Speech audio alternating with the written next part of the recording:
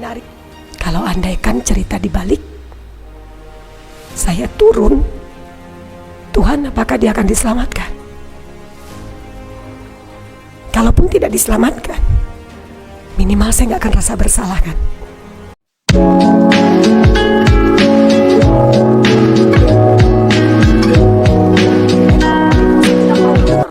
Ya sudah, kita kan mundur dulu.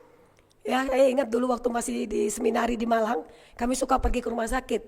Sekali kita pergi ke satu orang opa ya, sudah putih rambutnya semua, seperti udah opa-opa lah ya.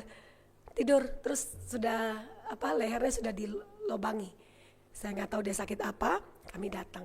Kita pikir gini, kalau orang yang sakit-sakit berat kan, biasanya kan mau aja kan diapain kan ya? Ini pikiran saya sebagai maksud saya ya pasti mau lah. Saya masuk, kami berdua ya, kami masuk. Ngapain? Bolehkah kami berdoa? Kami disiram air. Terus dalam hati saya gini, maka kita kebaskan debu kaki. Enggak. Maksudnya saking udah gereget-geregetan kan, kalau nggak nolak kan, kebaskan saja debu kaki gitu ya. Terus dalam hati saya gini, maka namanya beda ya, waktu itu kan masih muda lah ya. Masih udah mau mati aja gitu ya. Karena kesel kan kita keluar tuh, udah tinggal nunggu waktu aja, didoakan aja nggak mau gitu ya. Saya pergi keluar, tapi waktu itu kakak kelas saya bilang kayak gini, nggak usah stop dah, kita doakan. Saya bilang gini, udah biar aja satu hilang. Pemikiran saya kan gini nih, kita sudah datang, ya kalau nggak mau bilang nggak mau aja, nggak usah disiram kan gitu loh. Kamu siram kan, kamu mengganggu saya. Tapi saya pikir lagi, ya kami juga mengganggu dia kan. Kan kami masuk, harusnya kan tapi kan kita belum ngomong, dia sudah siram kok gitu, baru ngomong pendek aja gitu. Tapi sesudah itu, Bapak Ibu saya waktu sama kakak kelas ini tetap kami terus bilang, gimana dah lanjut? Kalau pulang satu lagi dah ya. Akhirnya kita pergi ke satu orang lagi. Satu bapak yang dia kayaknya sudah gak bisa ngapa-ngapain. Kita lihat kok gak ada manusia yang lain, ya udah kami masuk. Akhirnya di situ teman saya ini, saya lihat belajar dari dia, nuntun. Apakah Bapak mau percaya Yesus? Gak bisa jawab deh, dia cuma diam aja kayak orang yang saya tidak tahu tapi tidak terkesan koma karena gak ada alat apapun, cuma dia diam aja gini. Terus akhirnya teman saya bimbing, kalau mau terima Yesus, dia ceritakan singkat, kita membutuhkan Tuhan Yesus, kita membutuhkan keselamatan. Terus dia bilang kalau nanti mau percaya Tuhan Yesus, boleh gak tangan Bapak letakkan di perut? Dan kita lihat bagaimana tangan itu sedikit demi sedikit, setengah jam kami menunggu tangan itu sampai tidak mencapai perut, tapi cuma sampai di sampingnya. Akhirnya didoakan. Waktu keluar dari situ, Ice, saya bilang gitu karena yang lebih kakak tingkat kan dia. Saya rasanya, kita besok kesini lagi ya. Besok kan gak hari keluar dah. Jadi kami pergi setiap kali hari keluar, karena kalau di seminar itu 2 hari tok yang boleh keluar kan ya. Tiap hari keluar kami gunakan 2-3 jam untuk pergi ke rumah sakit. Besok nunggu Sabtu ya. Pada waktu Sabtu Bapak Ibu kami ke sana, bapaknya sudah dipanggil Sang Pencipta. Di situ saya berpikir, kita alat. Berarti Tuhan kasih kesempatan bagi Bapak itu sebelum dia menghadap. Dan bagi saya, mati itu akan terjadi kok. Semua orang akan mati. Tapi yang paling mengerikan adalah ketika dia akan mati, dia tidak tahu akan kemana kan. Makanya waktu saya bilang, untung ya. Di situ saya bilang, nanti kalau disiram air lagi gimana dak? Disiram air kayak disiram apa, kayak sabun, kayak bodoh amat. Pokoknya saya harus pergi waktu itu ya. Tapi Bapak Ibu percaya atau tidak? Kesibukan ketika sudah di ladang pelayanan bertahun-tahun gitu ya. Bisa hilang gak? Hati yang penuh belas kasihan itu. Serius saya bisa hilang. Sangat bisa hilang untuk itu. Makanya kenapa kita barangkali perlu terus berdoa di hadapan Tuhan kita. Untuk bisa Tuhan berikan aku hati itu. Tuhan gerakan kasih Tuhan terus ada di dalam diriku. Makanya kenapa sih perlu ada yang namanya diingatkan lewat firman. Kenapa kita kalau memang ini ya kita bisa ikut lihat. Saya sering tuh Bapak Ibu di YouTube, saya suka nonton pengkhotbah yang menurut saya, karena apa? Saya mesti diisi, saya juga mesti mendengar. Gak hanya ngomong kan ya. Akhirnya aduh Tuhan, pokoknya banyak hal akhirnya Tuhan mengubahkan selain baca Alkitab tiap hari ya. Maksudnya kita merenungkan firman Tuhan itu tiap hari. Nah disinilah yang ingin dikatakan oleh firman Tuhan kali ini. Apakah kita betul-betul bisa merasakan itu? Nah kalau kita sudah menemukan di dalam bagian ini lanjutannya adalah meletakkan di atas bahu dengan gembira. Memanggil sahabat-sahabat tetangga bersuka cita. Nih bapak-bapak saya gak kenal siapa. Tapi situ kayaknya tuh gak berhenti untuk ngomong. Kami pas nyampe di kampus itu ya di meja makan tuh langsung saya cerita. Tahu gak tadi bapaknya sudah terima Yesus? Siapa dah? Terus katanya tapi kita ceritakan ulang. Sampai di kamar saya punya teman kamar. Ngomong lagi ke teman kamar. Kemana-mana saya cerita. Ada seorang bapak yang gak bisa ngomong. Tapi Roh Kudus bekerja, akhirnya dia bisa menerima Yesus sebagai Tuhan dan Juru Selamat. Tambah lagi saya nyerocos terus, pada waktu kami tahu Sabtu itu dia dipanggil oleh Tuhan. Kenapa saya bilang ini? Coba andaikan ke waktu gara-gara yang sesi 1, yang waktu disiram air, terus saya bilang, udahlah kita pulang aja dah. Emang mereka siapa sih gitu ya? Kalau memang mau Tuhan selamatkan, Tuhan juga bisa selamatkan, kan bisa kan ya? Kan kalau Tuhan mau menyelamatkan kami gak datang pun Tuhan bisa pakai orang lain gak? Bisa dong. Tapi betapa bangganya kan kalau kita yang dipakai. Kan masa sih tiap hari kita doa, Tuhan utuslah si A, utuslah si B, utuslah si C. Sekali-sekali bilang dong, Tuhan utuslah saya. Ketika Tuhan bilang, jadi menjadi saksi, ada kata-kata di ujung sampai ke ujung bumi. Saya suka satu penafsir yang mengatakan kata ujung bumi itu sebetulnya dia maknai. Kan kalau kita cari ujung bumi bingung dia yang mana, Papua ujung bumi. Kita nggak bingung juga yang mana yang ujung bumi. Tapi saya suka ada satu penafsir yang mengatakan ujung bumi adalah di mana kita ada saat ini, itulah ujung bumi bagi kita. Jadi kalau kita bilang kita memberitakan tentang Injil Tuhan, mencari domba yang hilang itu, di mana kita ada saat ini, itulah ladang kita untuk memberitakan keselamatan itu. Nah itulah yang membuat maka dibilang bahwa bersukacita ketika satu orang bisa bertobat, satu orang menerima Yesus sebagai Tuhan dan Juru Selamatnya. Bapak Ibu ingat cerita ini, Yohanes 4? Yang Tuhan Yesus melakukan percakapan dengan perempuan Samaria. Siapa perempuan Samaria itu? Apakah perempuan Samaria itu seorang tokoh yang luar biasa hebat? Tadi ini kita lihat ya, pemungut cukai orang berdosa, nggak dianggap juga kan ya? Ini sekarang perempuan Samaria yang dibilang apa? Yang ada padamu juga bukan suamimu, bayang nggak? Pernah nggak kita bayangin kalau di sekitar kita tiba-tiba ada orang yang punya satu dosa yang kita rasa mungkin dia, ya misalnya kita ketemu dengan orang yang bilang hidup saya sudah sering ngerusak misalnya gitu ya, atau apalah. Apakah kita bisa kayak ini, saya ngebayangin Tuhan Yesus ketika ketemu dengan perempuan Samaria itu. Ada kalimat ayat 4 yang saya suka pakai ini Bapak Ibu. Ia harus melintasi atau ia harus melewati daerah Samaria hanya untuk perempuan yang gak penting menurut saya secara manusia. Apa pentingnya? Kecuali dia gubernur, dia presiden. Kan kalau presiden diselamatkan bisa kebayang gak?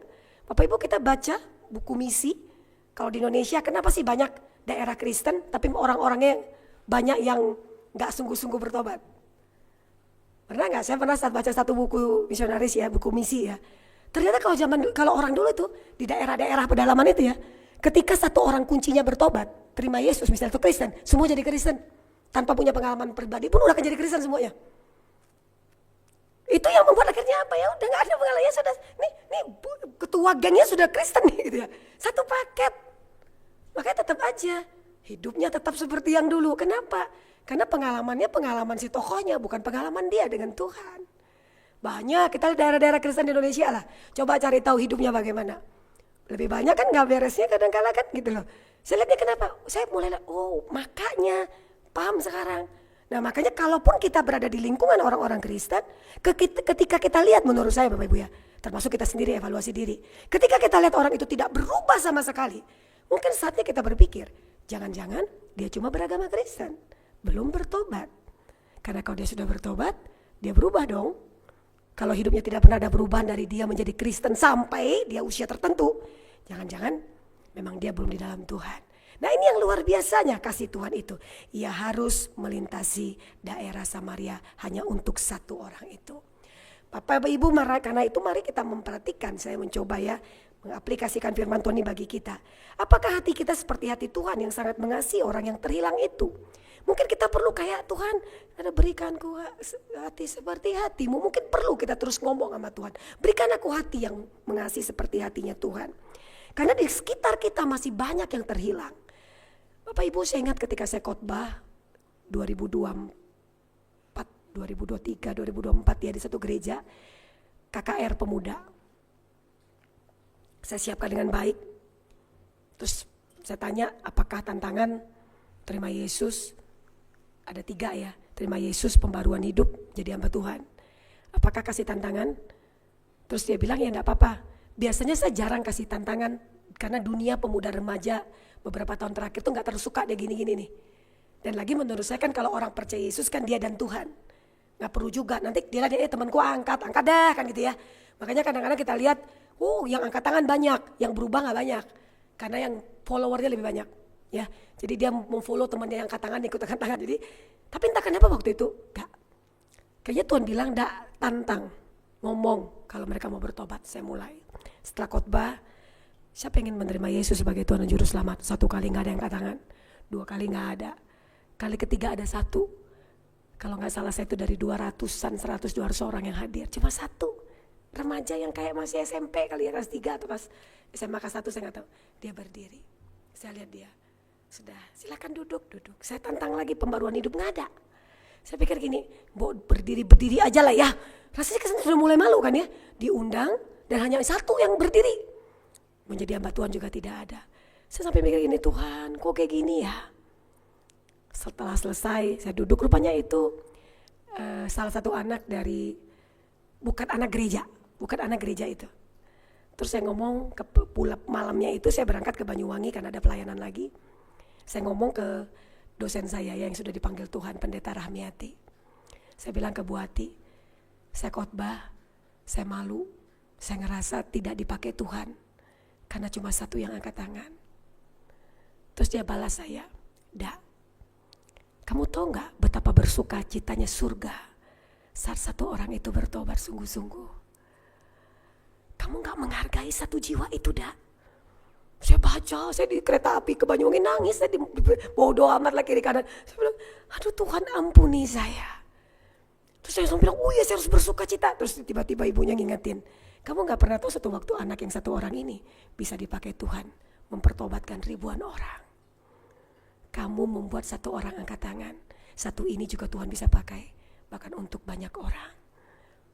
Di situ saya langsung pikir, ya Tuhan berikan, maksudnya berikan saya sukacita dengan itu. Nah sejak itulah saya mulai ngeliat bahwa betapa Bapak Ibu, betapa berharganya 1 jiwa itu begitu berharga di hadapan Tuhan. Cuma persoalannya barangkali bagi kita, apakah kerinduan itu sudah hilang? Niat untuk menyampaikan itu sudah hilang, bahkan sukacita itu juga sudah hilang. Kita mungkin lebih bilang, wah puji Tuhan. Ketika ada yang bilang barangkali rumahnya apa gak jadi, banjirnya gak jadi masuk rumah misalnya gitu kan ya. Atau mungkin apapun itulah ya, anakku dapat kerja, wah gitu ya. Kita mungkin coba lihat saja kesaksian-kesaksian di persekutuan-persekutuan. Berapa orang yang menceritakan tentang karya keselamatan Tuhan di dalam hidupnya. Jarang kan ya? Minimal saya jarang dengar. Banyak saya khotbah di gereja-gereja, tiap kali sharing kesaksian, terus setelah selesai saya suka tanya dong, pernah gak kalian sharing bagaimana Tuhan mempertobatkan kalian? Gak pernah, itu kan ngapain di-sharingkan? Kamu lebih bangga, kamu gak bisa ngerjakan soal ujian, tiba-tiba bisa, akhirnya nilaimu bagus, kamu lebih bangga itu yang kamu banggakan, yang kamu sharingkan, dibanding karya keselamatan Tuhan dalam hidupmu. Mengerikan sekali nak. Saya katakan kepada mereka, Bapak Ibu berapa banyak kita orang tua ngomong ke anak kita. Kita menceritakan bagaimana karya Tuhan dalam hidup kita. Dengan harapan suatu waktu anak kita juga mengenal Tuhan. Kenapa? Gak usah ngomong keluar dulu, di dekat sekitar kita nih banyak kan. Atau kita sudah bertobat semua, puji Tuhan. Tapi kalau masih banyak orang-orang ya kita gak tahu ya muka tetangga atau siapa ya. Bagi saya Bapak Ibu tidak ada yang salah kan, kita kan memang ada banyak kekhawatiran ya. Kita kan banyak kekhawatiran, nanti kok kita dipikir kita menceritakan kita kristenisasi atau apalah macam-macam. Tapi bagi saya, apakah ada agama yang tidak punya panggilan membawa agamanya? Emang Indonesia dulu agama apa pertama? Animisme, dinamisme kan? Munculnya agama kan dibawa kan? Berarti kalau memang itu dibawa semua, Hindu, Buddha, Konghucu dan lain-lain itu dibawa, Islam, Kristen, Katolik. Kalau semua dibawa, berarti semua agama punya misi untuk membawa agamanya dong. Kalau begitu kan gak ada yang salah kan dipaksakannya. Tinggal sekarang apa yang kita bisa lakukan? Kita doakan Bapak Ibu. Tuhan minggu besok saya kerja, saya gak tahu ketemu sama siapa. Tuhan saya gak tahu apa, tapi Tuhan tolong saya, berikan saya gerakan hati saya ketika saya harus ngomong kepada orang itu. Kita bisa saja, ya gak selalu setiap hari Sabtu, gak selalu. Ya kita bisa saja ketika suatu titik kita ketemu, kita kenal orang yang kita tahu. Terus kita datang, kita menceritakan tentang Tuhan Yesus. Ada banyak hal yang bisa kita lakukan. Bapak Ibu, saya ingin mengakhiri firman Tuhan hari ini dengan SMP, SMA kelas 1, saya bertobat terima Yesus. Waktu itu ada acara yang namanya ibadah hari Minggu. Gereja kami juga bertingkat, tapi keluar bisa langsung lihat. Jadi parkiran di bawah. Selesai saya sudah bertobat, saya sudah terima Yesus. Terus sudah itu saya langsung ngomong kepada pas saya mau keluar, saya lihat ada teman saya yang paling saya benci di kelas.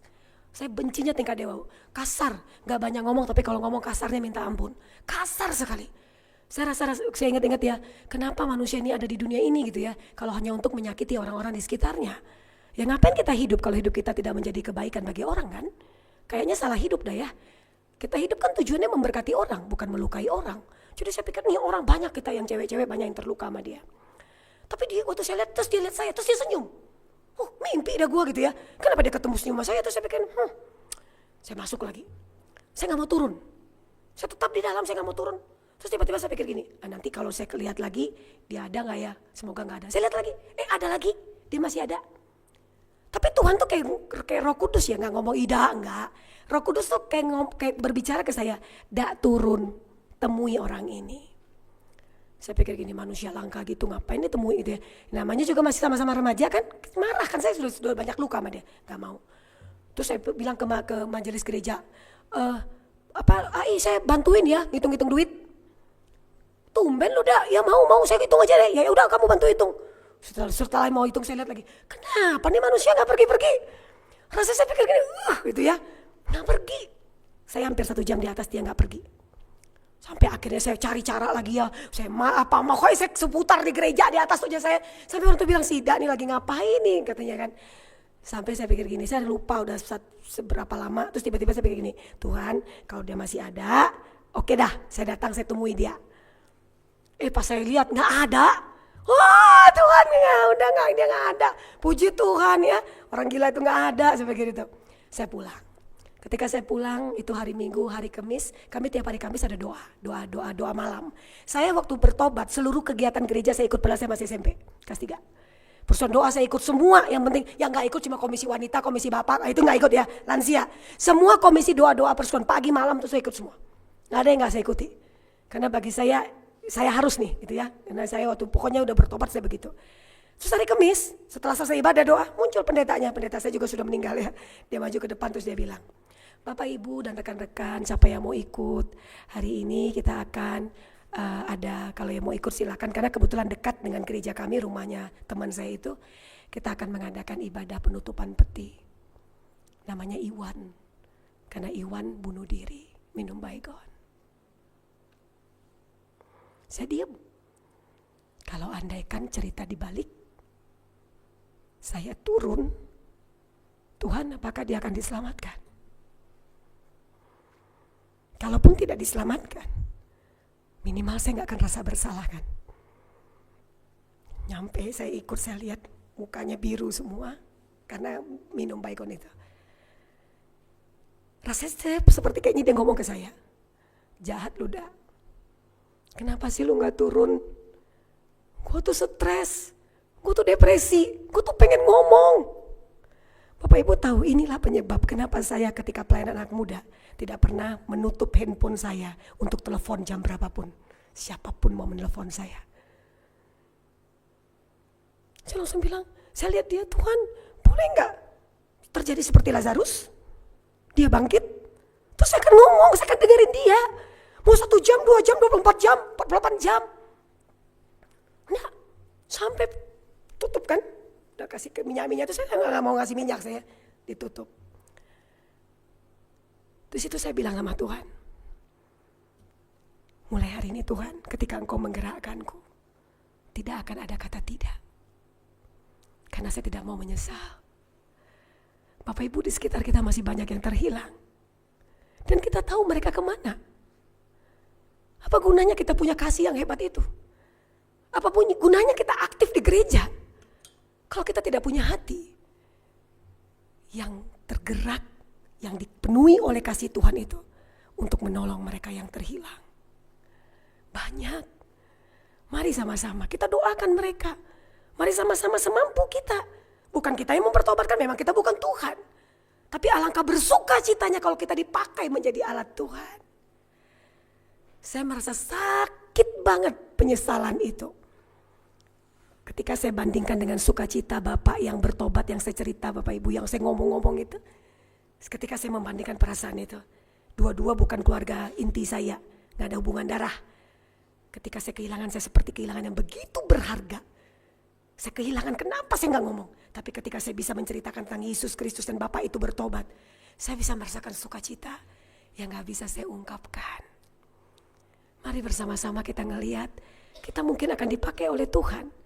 Masih banyak yang terhilang di sekitar kita.